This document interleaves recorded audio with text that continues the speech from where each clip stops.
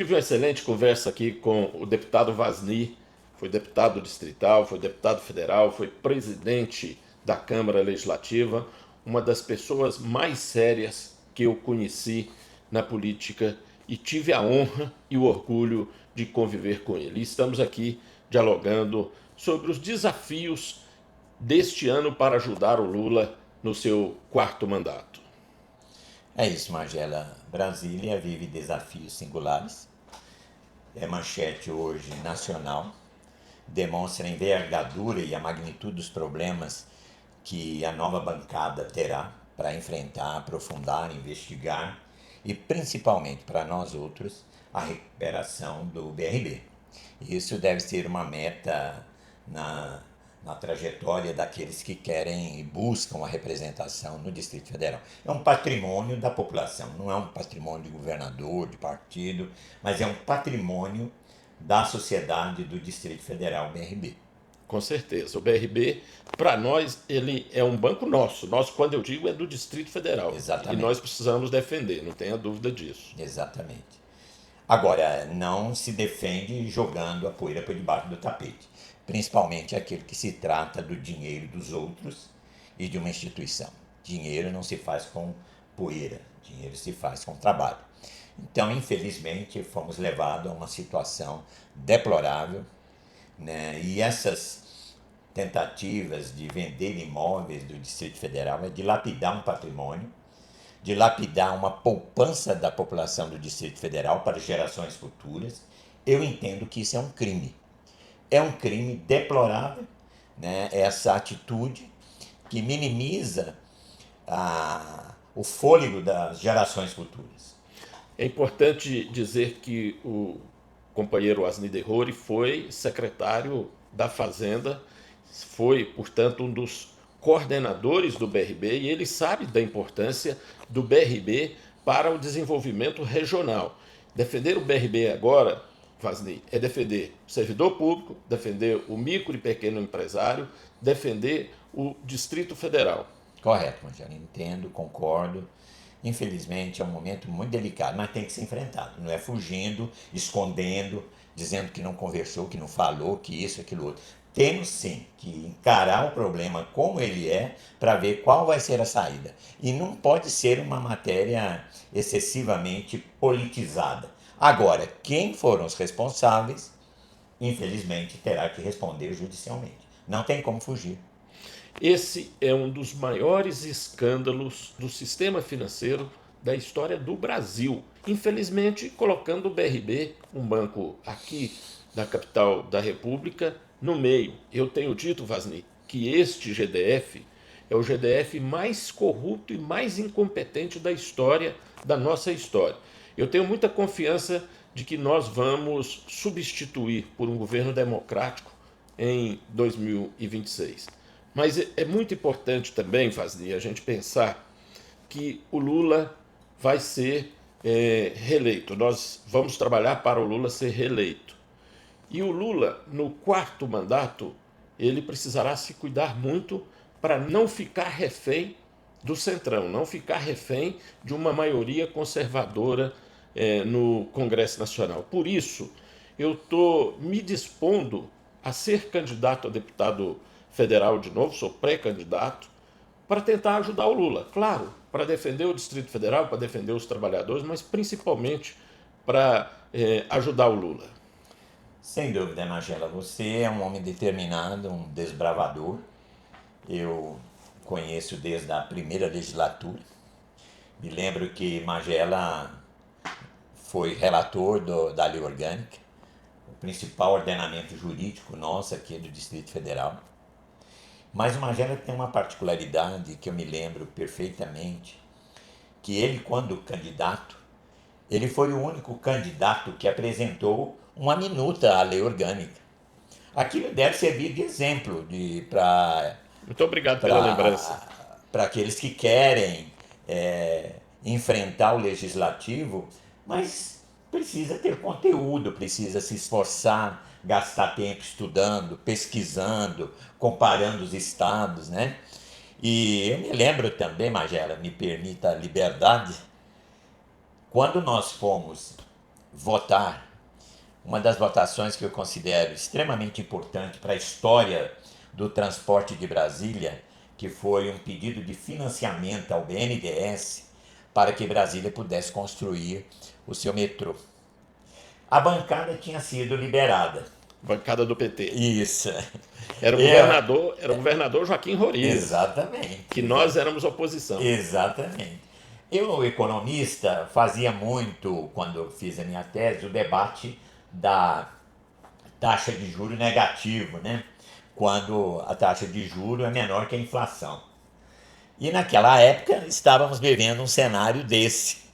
A taxa de juros do recurso a ser emprestado pelo BNDES era bem inferior à taxa de inflação na época. Portanto, a cidade ganharia não somente o metrô, mas um empréstimo que a longo prazo iria diminuir para a cidade. Né? Então, o PT na época votou contra. Como eu era o último a votar, aí eu fui e votei sim. O Magela, inteligentemente, autocrítica, eu queria destacar isso, ele percebeu a magnitude e a importância do metrô para Brasília. Aí ele foi lá e pediu a correção do voto dele. E votou também pela autorização ao empréstimo ao governo do Distrito Federal para que iniciasse as obras do metrô. E assim foi, e hoje Brasília se deve muito a essa simples votação, mas que foi decisiva no transporte Brasília. E é importante a gente dizer isso, porque mesmo quando nós éramos oposição, nós votamos pensando no Distrito Federal. E eu tenho muito orgulho de ter seguido a orientação de quem tinha mais experiência e mais conhecimento do que eu. E essa é uma necessidade que a gente tem na política, da gente ter a humildade de reconhecer quem pode nos orientar. E a nossa bancada foi uma bancada muito unida. Nós tivemos um trabalho muito importante. Eu tenho muito orgulho de ter sido, junto com você, um deputado constituinte do Distrito Federal. Mas eu queria ainda, Magela, recapitulando a história, lembrar, principalmente para os moradores aqui do Plano Piloto, e particularmente para os moradores da Asa Norte, uma contribuição sua que ficou para as gerações futuras. O Parque Olhos d'Água. Foi uma contribuição do Magela, nunca me esqueci disso, Magela. Como também uma outra contribuição que eu lembrava-me hoje, quando então você apresentou uma emenda à lei orgânica com apoio de vários deputados para que o setor público, a administração pública tivesse uma cota mínima para os cargos comissionados para os servidores de carreira. Muito bem lembrado, muito bem lembrado. Você lembra? Que pelo menos a metade dos cargos de confiança fossem destinados a servidores concursados. Exatamente, né? Mas também tem alguns episódios que, na intensidade do conflito, o Magela tirou meu tapete. Eu quero lembrar que quando os 2 últimos anos do governo do Cristóvão, a Câmara renovava a presidência. E eu e Lúcia Carvalho disputávamos a indicação do PT para a presidência da Câmara. E aí, vai daqui, conversa dali, ninguém sabia qual era o voto do Magela. Eu era o presidente da Câmara, estávamos dialogando sobre a minha sucessão. É bom lembrar que essa foi a maior bancada na história do DF do PT. Chegamos a ter 6 deputados. Quando o Cristóvão foi governador e nós estávamos na Câmara Legislativa no nosso segundo mandato. Mas e aí? E aí, na última hora, que não podia mais fugir, o Magela foi apoiar a Lúcia Carvalho. A Lúcia, eleita, inclusive, posteriormente a presidente da Câmara, foi a primeira mulher, diga-se de passagem, fez uma bela gestão. Esse período foi o período que o Luiz Estevão foi deputado, o Odilon Aires, que por sinal essa semana almocei com o filho dele, o Gustavo, e nós tínhamos uma criatividade muito intensa, muito determinada. O que mais me impressionou em toda a sua trajetória política e aquilo que eu pude acompanhar foi a sua determinação.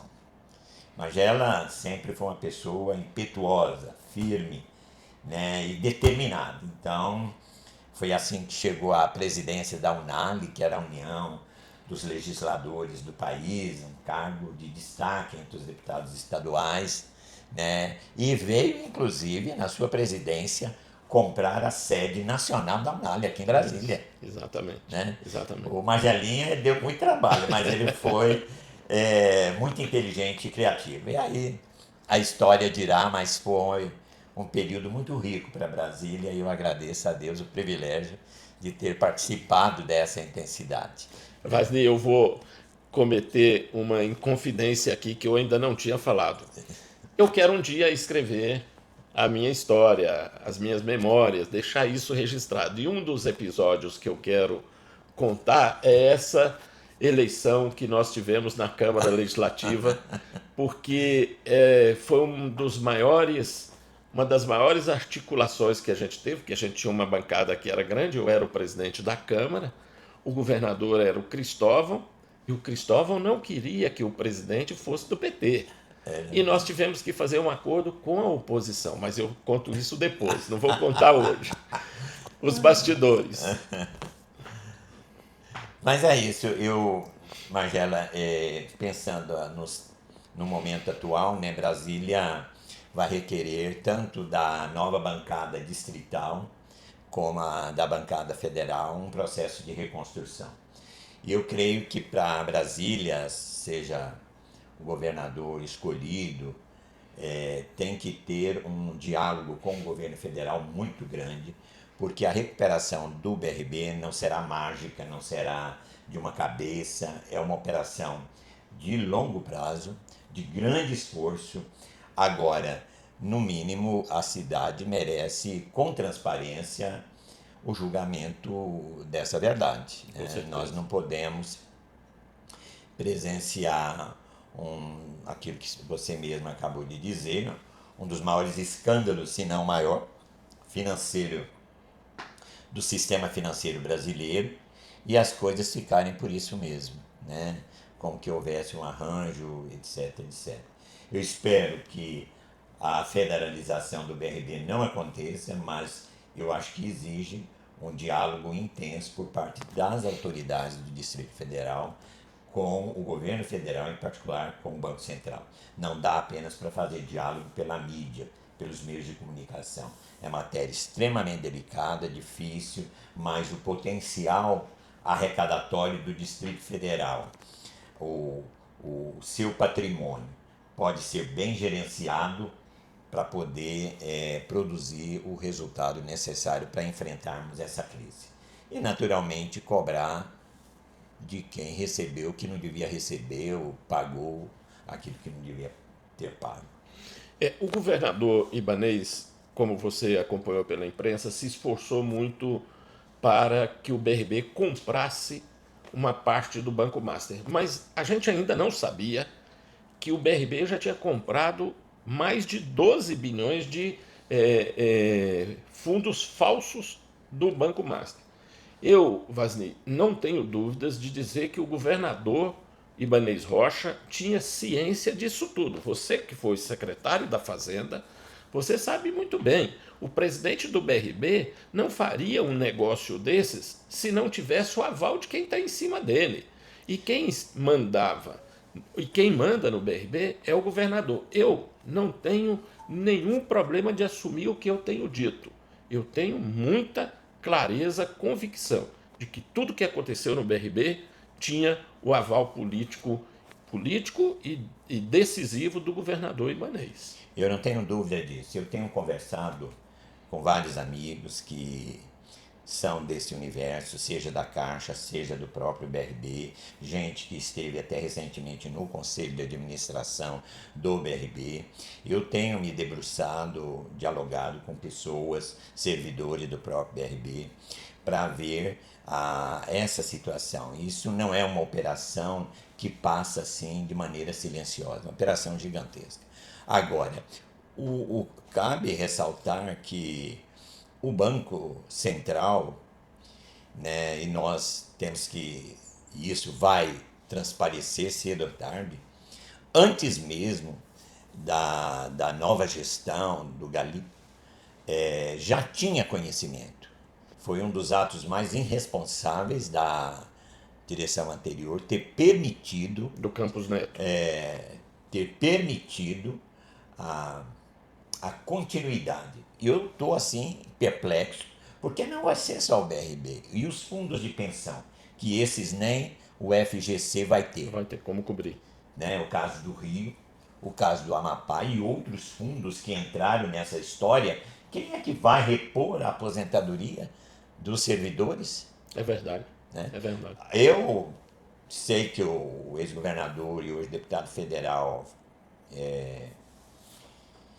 Hollenberg teve uma bela iniciativa, mas ele, inclusive, na gestão dele, quando ele teve que enfrentar o déficit, ele retirou o dinheiro do IPREV.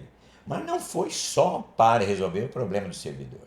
Eu me lembro, deputado distrital, quando o governador autorizou uma retirada, uma compra de ações do BRB próxima a R$ 90, que o mercado efetivamente não pagava, mas foi ao preço que foi vendido por volta de 500 milhões de reais. Eu mesmo fiz várias representações junto ao Tribunal de Contas para que evitasse, né, essa operação, mas infelizmente não logrei êxito. Cheguei a ir ao próprio Tribunal de Contas da União. Agora eu quero, aproveitando nessa conversa aqui, que a Câmara Legislativa, infelizmente, aceitou ser cúmplice de um processo desse. Com certeza. Né? Eu quero destacar aqui e honrar o trabalho feito pelo deputado Gabriel. Ele, muito antes do escândalo vir à tona, ele já estava procedendo representações junto ao Tribunal de Contas do Distrito Federal. O Vasney, você foi presidente da Câmara Legislativa. Eu fui presidente da Câmara Legislativa. Nós sabemos que o poder legislativo local é muito importante, mas ele não é um braço do governo. Ele é uma representação do conjunto da sociedade. Quando a Câmara Legislativa se torna uma secretaria, um braço do governo, os deputados e deputadas que ali estão passam a trabalhar contra a sociedade, contra quem votou neles. Você também pensa assim? Eu entendo, Margela, que esse projeto, eu não tenho acompanhado a Câmara no dia a dia, mas esse projeto só foi ao plenário porque houve um acordo de líderes. Você sabe que uma pauta para ir para o plenário tem que ter a anuência dos líderes. Eu acho que agora é a hora de cada um dos líderes dizer como é que se posicionou frente a essa matéria. Eu não acredito que o presidente da Câmara iria colocar para ser votado uma matéria dessa, sem que não tivesse anuência dos líderes. Agora, eu quero destacar que, na realidade, existe o documento que recentemente a Folha de São Paulo deu como primeira manchete, não sei se de quarta-feira, aonde ela destaca o parecer da Procuradoria do GDF. E o parecer é muito bem claro aonde eles apontam o risco da operação. A gente tem que saber valorizar quem fez a coisa certa e as pessoas que levaram para um outro caminho. A gente tem que esclarecer para a população que deputado pode apoiar o governo, claro. Pode. Ele tem o direito de escolher o lado, mas ele não é empregado do governo. Ele não é um funcionário do governo. O deputado e a deputada são empregados do povo. Foi a população que escolheu para que eles estivessem lá. Mas, infelizmente, neste caso do BRB, muitos parlamentares funcionaram cegamente, politicamente. Enfiaram como avestruz, enfiaram a cabeça debaixo do chão para votar. Agora mesmo eu estou vendo vários deputados dizerem que não vão votar mais os projetos sobre o BRB porque foram enganados antes. Infelizmente, tem deputado que ainda continua apoiando a prática do atual governo na questão do BRB. É lamentável, porque o BRB está pagando o preço da corrupção deste governo. Eu quero deixar claro, Margela, que eu até entendo essa posição e concordo, mas nós não podemos perder de vista a tarefa que caberá a todos nós, a recuperação do banco. Não é uma tarefa fácil, é uma tarefa difícil, é muito dinheiro para achar que vai encontrar uma solução vapt-vupt, que não vai. Brasília está numa situação extremamente delicada e eu não sei como a, a, a Secretaria da Fazenda vai trabalhar um processo dessa magnitude. O problema é que eu posso até estar errado, mas eu estou entendendo que hoje só tem duas possibilidades para o BRB. Posso estar errado e não quero ser irresponsável ao dizer isso, mas ou é a liquidação ou é a federalização, porque onde é que o governo vai arrumar cerca de 8 bilhões para colocar no BRB? Não adianta falar que vai arrumar empréstimo, porque quem é que vai querer emprestar para o BRB, sabendo que o que está sendo dado como garantia é o Centro Administrativo de Taguatinga, que tem pendências judiciais. Então, infelizmente, eu fico sem entender qual é a saída que o BRB terá. Esse é o problema. Eu acho que a primeira realidade que nós temos é ter claro o problema, a magnitude do problema, a dimensão do tamanho do rombo, né? E pensar isso junto com as autoridades do Banco Central, com as organizações do sistema financeiro brasileiro, FEBRABAN e outros mais, como trabalhar um processo de recuperação. Por isso que eu entendo que não é da noite para o dia. Não. Eu acho que não adianta querer dizer que Brasília tem que...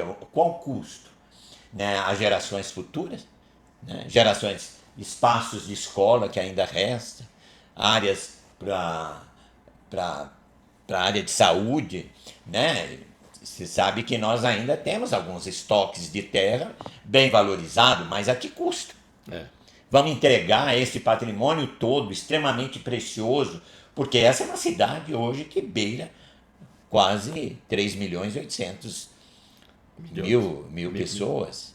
Então, como é que Brasília cresceu nesse tempo? E daqui para frente? Como é que vai ser? Não vamos precisar de espaços para equipamentos públicos, para fortalecimento de políticas públicas, né?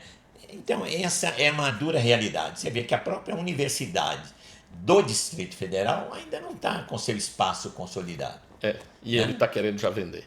Agora, Wagner, eu quero mudar um pouco o foco da nossa conversa e falar do governo federal. Nós estamos caminhando para uma eleição que tudo indica novamente polarizada entre a esquerda e a direita. E com a possibilidade do Lula ter o seu 4º mandato. Nós tivemos o Bolsonaro governando por 4 anos, na minha avaliação foi um governo de destruição. O Lula está recuperando o Brasil, ele está trabalhando pela união do povo brasileiro, está recuperando financeiramente e economicamente o nosso país.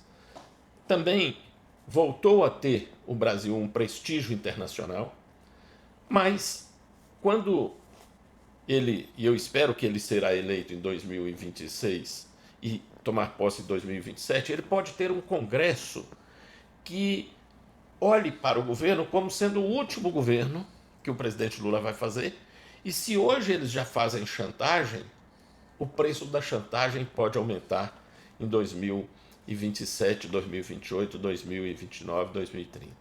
Por isso a gente precisa ter congressistas afinados com Lula, defendendo o interesse do Brasil soberano no Congresso Nacional. Como é que você vê isso? Magela, você sabe que eu não estou no PT hoje, mas acompanho.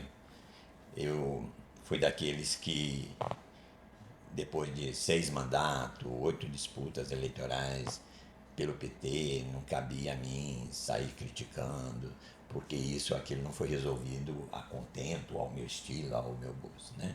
Isso é algo relevante para mim, mas é algo irrelevante para os outros. Então, eu tenho que saber administrar as minhas frustrações, vamos assim dizer. Mas eu acredito que, de fato, A questão toda é que o Lula é uma coisa e, de certa forma, o PT é outra. Esse casamento é um casamento bem difícil de ser feito.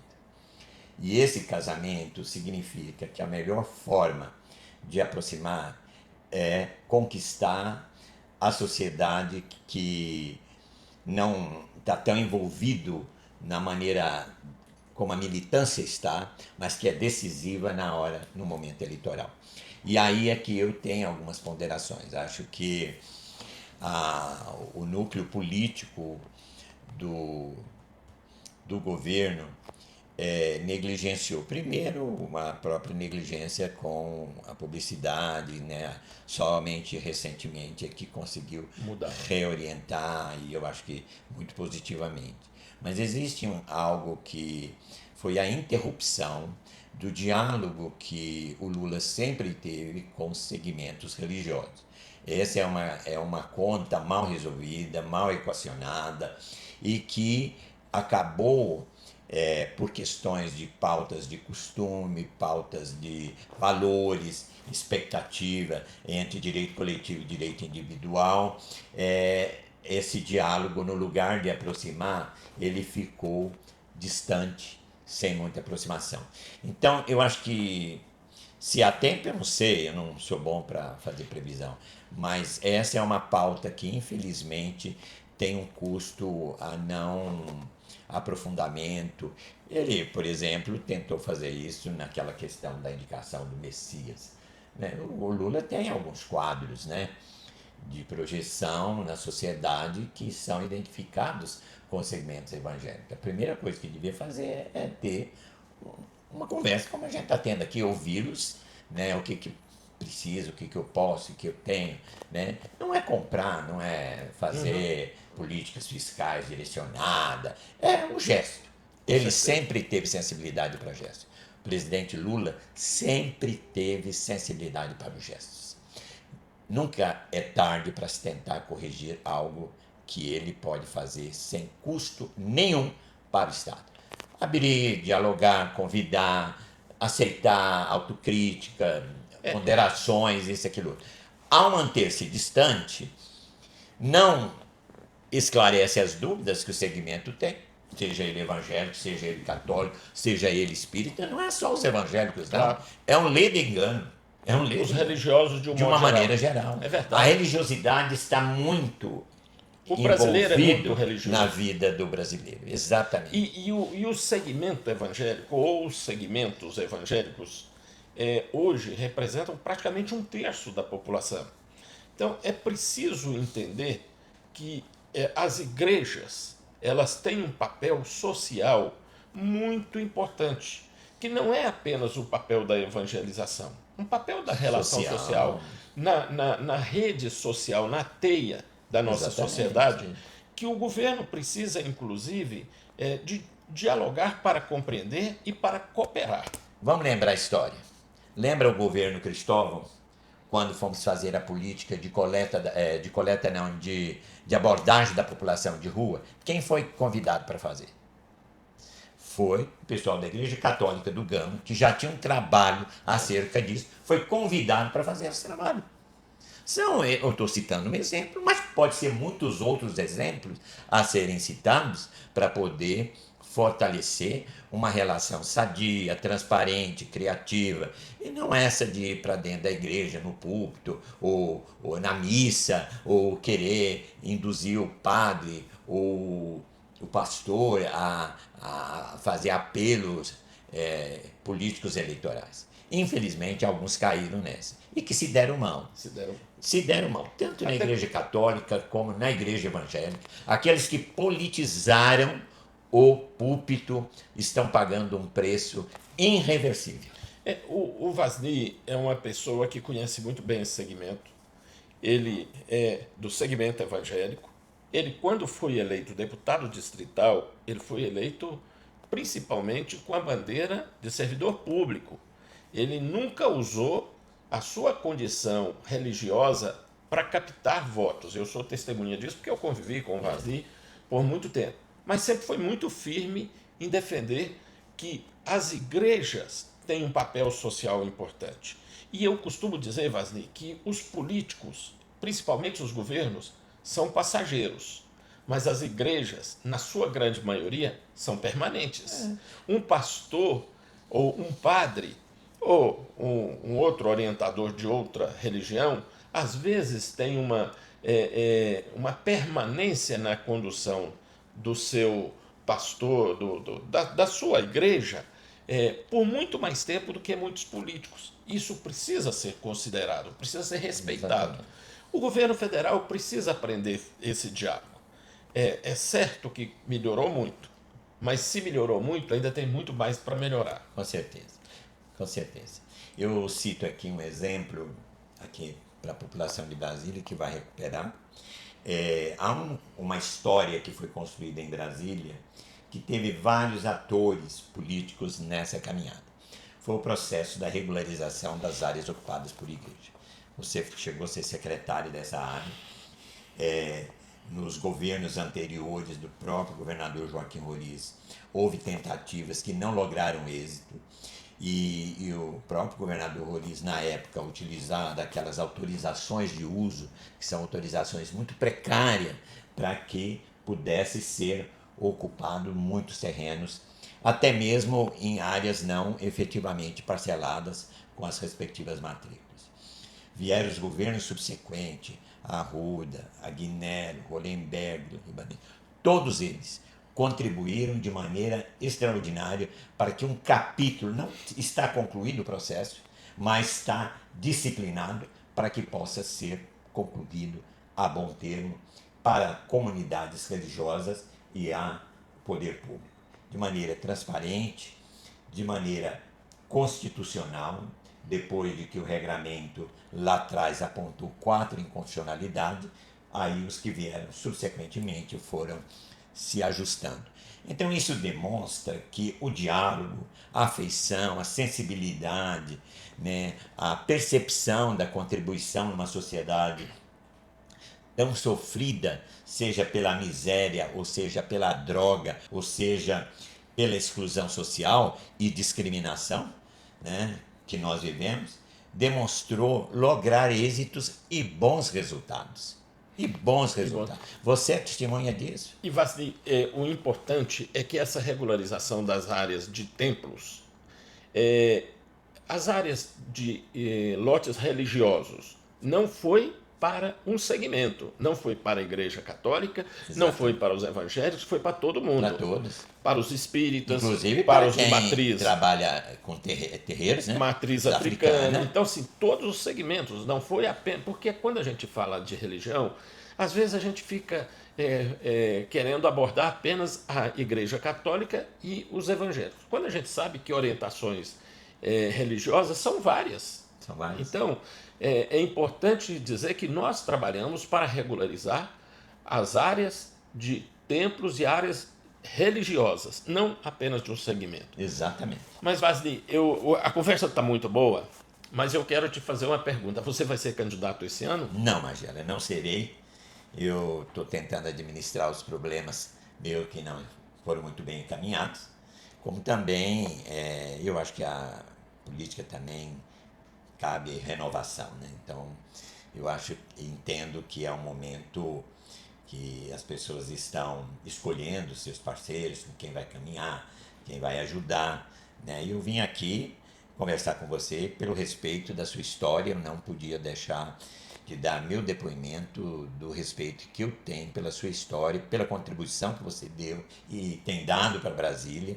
Eu espero tudo de bom, sucesso para você, no que eu puder ajudar, ajudarei, né? Mas com certeza, Margela, você não pode fugir dessa sua responsabilidade com Brasília. Não é responsabilidade apenas com o PT, com o próprio presidente Lula, com Brasília. Eu sei que se o Vasni quisesse ser candidato, teria muita chance de ser eleito, e eu tive a felicidade de acompanhar o trabalho dele como deputado distrital. Nós fomos deputados juntos por 8 anos, depois eu tive a oportunidade de acompanhar toda a sua vida política e sou testemunha da seriedade, da competência que o Vasni exerceu a política. A política você exerce todo dia, às vezes como mandato, às vezes como militante. E eu decidi ser candidato neste ano pensando no Distrito Federal, pensando no que nós precisamos ajudar o Lula, e eu realmente vou pedir testemunhos de pessoas como você que me conhece, sabe da minha história, porque quando o Vasni fala sobre mim, ele certamente tem críticas, ele certamente tem observações, mas ele é um dos melhores testemunhos que eu posso ter da minha trajetória, porque ele conviveu comigo e ele sabe como é que eu faço política. Eu espero que Deus me ilumine e que você me oriente, como você já me orientou de outras vezes, porque o Lula vai precisar de pessoas com experiência no Congresso Nacional. Eu só queria terminar essa fala elogiando, vamos assim dizer publicamente, você. Não sei quantos aqui estão lembrando. Governo Agnello, Magela secretário de habitação, e empreendeu um dos maiores projetos no país naquela ocasião, que foram as habitações populares, utilizando principalmente sistemas organizados, o sistema financeiro federal, como também os órgãos federais. Veio os edifícios do Riacho Fundo 2, sucessão de condomínios de edifício. Veio outra etapa do Mangueiral. Eu tive inclusive em uma das inaugurações. Teve o Paranoá Parque, que é um espetáculo de projeto, do ponto de vista de visão, de cenário, né? Um dos projetos mais lindos que eu considero. A política dirigida àqueles como necessidades especiais ou portadores de necessidades, enfim. Eu quero te parabenizar porque você soube combinar, legislar, como também administrar publicamente, ser um gestor público, né? Nem sempre a gente alcança tudo aquilo que deseja, mas foi um resultado muito concreto, muito real, muito efetivo, né, essa conquista para o Brasil. Eu te agradeço muito, Vasni, pela sua capacidade de trazer a história para os dias de hoje, mas sobretudo pelo seu depoimento. Eu me sinto muito honrado, muito feliz, e eu tenho certeza que nós ainda vamos caminhar muito juntos. Você pode até não estar exercendo o mandato, mas você nunca vai deixar de fazer política. Não, o telefone funciona o tempo todo. E nós vamos estar sempre juntos. Grande abraço, amigo. Obrigado.